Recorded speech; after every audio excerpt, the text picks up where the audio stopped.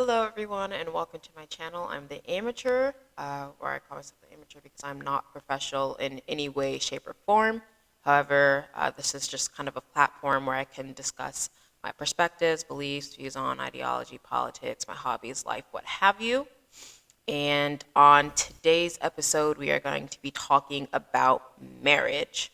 So I know this is a big discussion, especially as it pertains to our modern society and the dating scene and what have you. And I'm definitely not an expert in this field. I am a virgin. I am single, um, and there are reasons for that I won't go into this to this video. They are mostly my fault.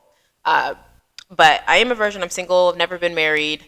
I did come from a two-parent household, and my grandparents, or at least on my mother's side, also two-parent household. So um, I don't have any hands-on experience with marriage or any of the close relations that come with marriage, but I do have a Christian perspective. I am slightly unbiased. I mean, obviously, I'm biased um, towards one side, but point of the matter is, I haven't been negatively influenced per se by the thought of marriage and a bad dating experience.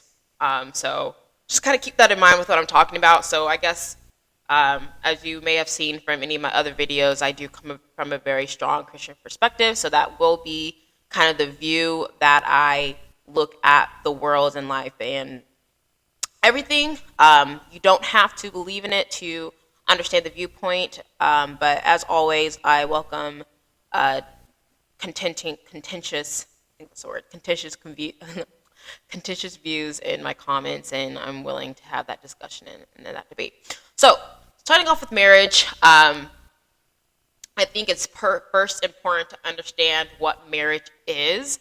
And I know that marriage has changed, it's constantly been redefined, but I think at its core, even with taking out religion, at its core, it's meant to be a lifelong commitment of two people to one another.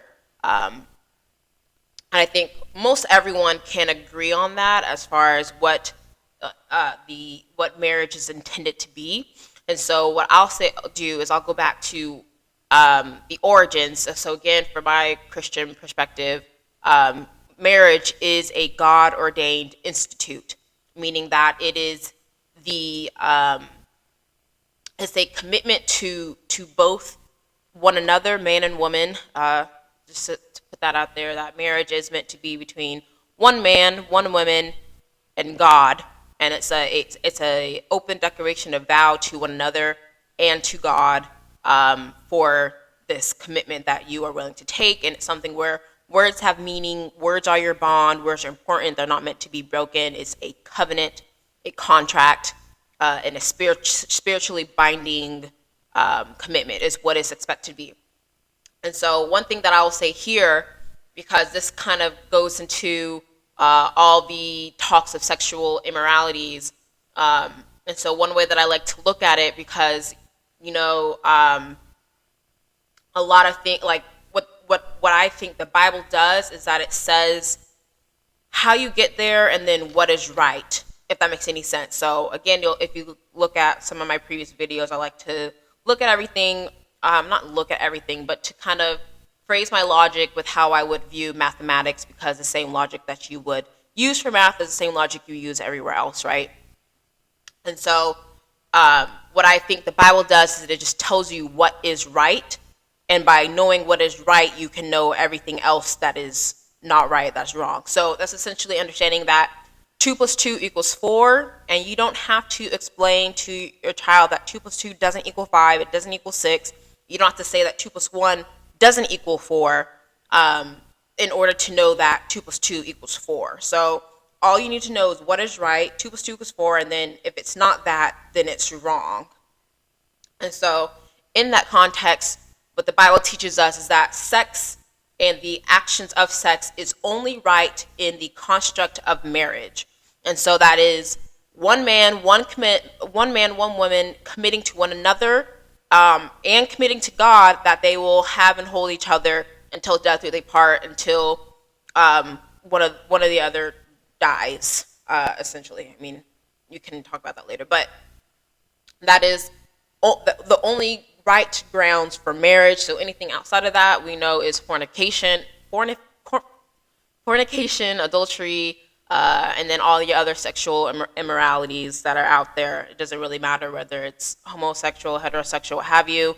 If it's not in marriage, and then again, if marriage is only between man and woman, then everything else is wrong afterwards. So that first and foremost, I think, and this is initially explained in Genesis 2, I think it's 15 through 25, those verses. And then later, I think it's First Corinthians chapter 7, which really also kind of talks about the Christian, I want to say ramifications, but the Christian perspectives of what marriage is and what it's intended to bring. And so along these lines, I think that it's I think another way, at least again from my perspective, and I mean, even if you're outside looking in, how you can understand why someone who does believe in Christianity would see it that way.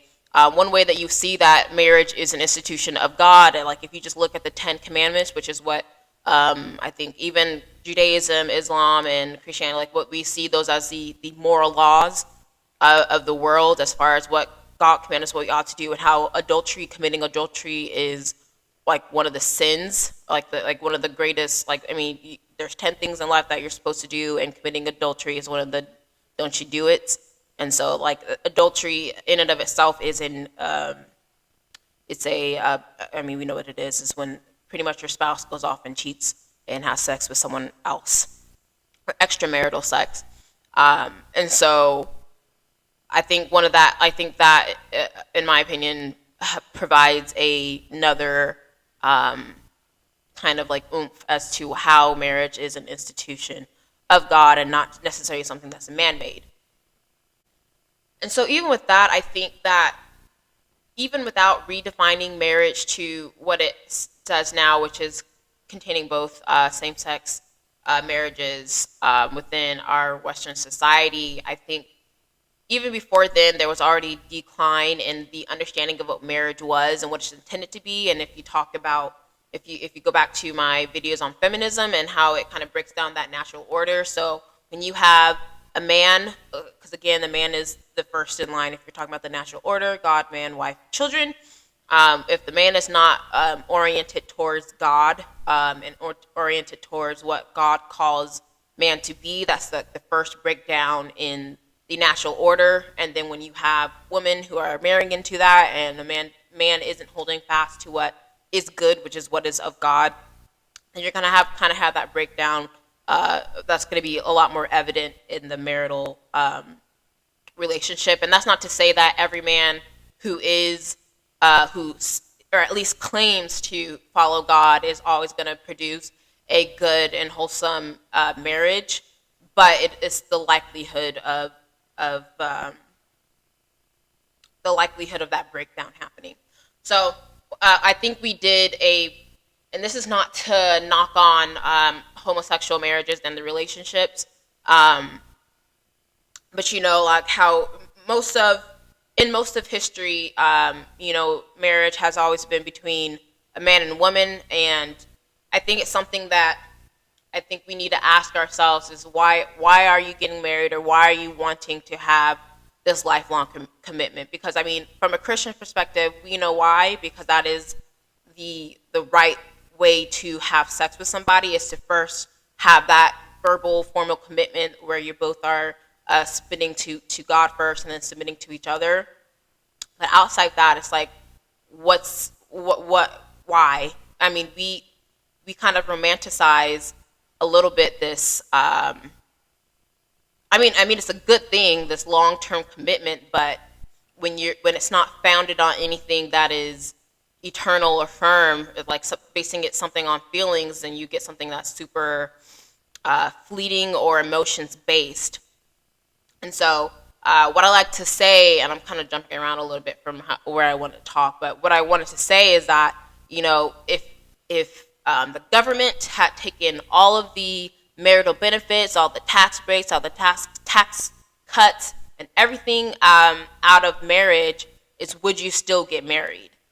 And as a Christian, I would say yes, because again, it was kind of, government didn't create marriage, God did, right? And so if the only reason that you're wanting to get married is because the government's going to do all the stuff for you, then you kind of have to, like, why you ask yourself. I'm not trying to just dissuade it, but like if you aren't holding those values in place, or not intending to have that long-term commitment, not intending to fully commit to the person you consider your spouse, then why are you getting married? And so I think we did a disservice. I think it was 2016, or I think it's before then, but it's definitely under President Obama's administration. I think we did a disservice of redefining marriage rather than, and this is my initial understanding of the grievances of same-sex couples, was primarily about the legislative civil liberties that it afford to married couples or heterosexual married personnel. And since technically same-sex couldn't get married, then they weren't afforded those liberties. But I think what the government should have done, rather than redefining the word, should have granted all the civil liberties of marriages and civil unions, because what I think that would have done is taken the religious aspect out of marriage, because I think even across many cultures and societies, and it differs everywhere, but it was always, I wouldn't say always, but a large majority of them would always, kind of bring in someone else that was spiritual, that was answering to someone higher. And that's why usually a lot of marriages here in the States have been ordained by a priest, that they were in churches, etc., because it was always this idea that there was someone higher to answer to, someone higher that you're making these public vows and declarations to. And so, so rather than redefining marriage, granting all the civil liberties of marriage into civil unions, and so that way you're not defiling or degrading what marriage actually meant, as well as with, because even for, like, you didn't have to be same-sex to have a civil union. I think it would have afforded more heterosexual couples as well the desire to have that familial, like close familial relationship without the religious burden, I guess you would say, of needing to be committed long term. And I guess this is where you would also go into like the prenups and the contract. Like it would have been more contractual on the government side, and so you could better stake out your terms of agreement and say, like, hey, these are my, like, deal breakers, and then you can revisit your contract every 10 years or 5 years or whatever, potentially, if that was something that both parties had agreed to, as well as maybe, again, the financial agreements, like, hey, I will, like, everything that's mine that I came into this agreement will be mine in the event that we break up, whatever. And so I think doing that in civil unions would have not, or I guess would have lessened the religious burden that comes with marriage, because we know that marriage means commitment. Like that's why it holds so much weight, and that's why there's these greater expectations of loyalty, fidelity, because that's what it meant. And I say this again from my Christian perspective. That's what it was meant, and that's what its intentions were. Like divorce was heavily frowned upon, and there was only certain cases when that was like called for, I guess you could say, in the Bible, or allowed, or I wouldn't say allowed, but like it was understood or reasonable as a basis. But I think marriage in and of itself, though, because if you look at it from the Christian perspective, where the husband is also keeping himself pure.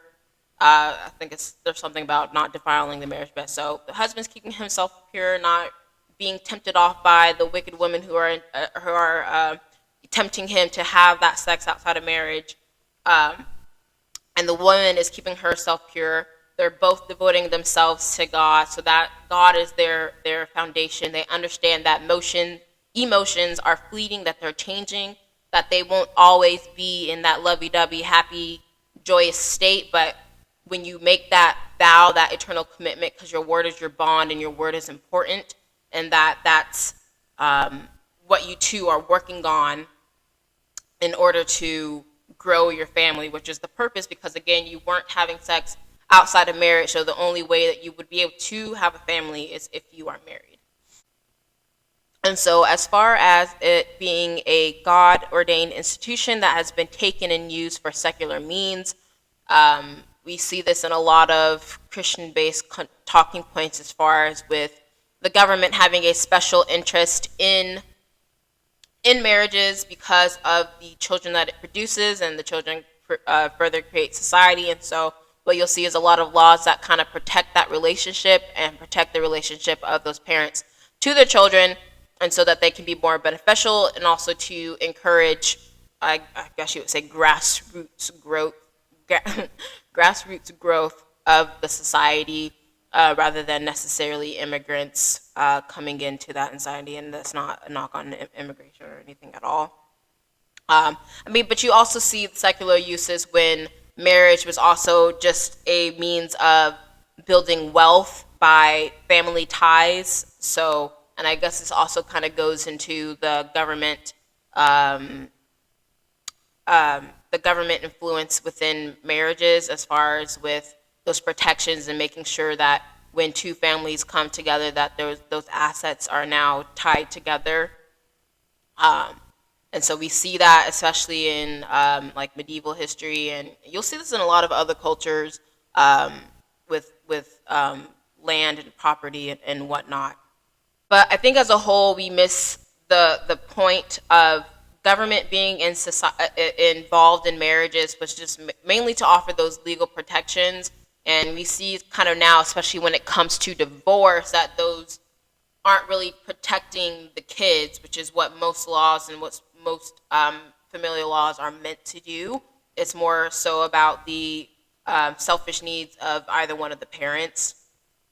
And so what I like to say is that, the government never cared about love. It doesn't care about love. It just cares about making sure that you're treating the personnel within the family according to the laws. Not even just the family, but I mean in general. And so again, what I say is looking at why do you want to get married? Because again, it's not to dissuade or disencourage marriage from people, but it's a matter of establishing the reasons for doing it. And so you'll see, especially a lot with like the MGTOW movement and all these young adults as they're growing up, it's like, I'm never getting married, I don't want to get married, which is, I want to say it's fine, but it's understandable, especially if you don't already value what it is that God says you should be, what God says you should be doing, if you don't care about the government benefits that come along with marriage, supposedly, and at this point, there's more detriments to getting married than there are of being married. And I'll talk about that a little bit in a later video. But like, if you don't plan on having kids, why are you getting married? Because these are things like, you don't, for a lot of the things that come with marriage, and I'm saying this very broadly speaking. Oh my gosh, I gotta stop. So a lot of the things that come along with marriage, broadly speaking, as it pertains to sharing of your financial assets, sharing the home, sharing the name, what have you, in order to actually establish that family unit as a union. You don't necessarily need the government's involvement if it's something that two people can talk to one another and be like, hey, I'm going to do this my way, I'm going to do this your way, or you can come to the house. You don't need necessarily the government involvement into how, like, what you two decide on. Even if you have kids, like, you'll see a lot of this where two folks will remain boyfriend and girlfriend. They'll be living in the same house. They'll have been together for 13 years. They'll have kids together, but never put a ring on it, never made that public declaration, and like, do they need to? I mean, I think there's a, if you're looking down the line as far as I don't know, I don't call it generational wealth, but as far as with like uh, tying and unifying the families together, that's one means. But like, technically, you don't need to. So I think the point of all this here saying, so I'll wrap it up because I'm going over my time, but I think there's definitely a disconnect in what marriage was, what marriage is, and what marriage should be. Um, and again, virgin, single, Christian perspective, so take that all with a grain of salt. Um, Definitely interested to know what y'all think in the comments. I think in the next couple of videos I'll talk about, I want to say the myths of marriages as much as the previously conceived grievances, especially as it pertains to the biblical perspective, especially talking about the submissiveness of the wife, and kind of how I interpret that with my personal experience, so to speak. So thanks for watching. Like, comment, share, subscribe, and I will catch you in the next video.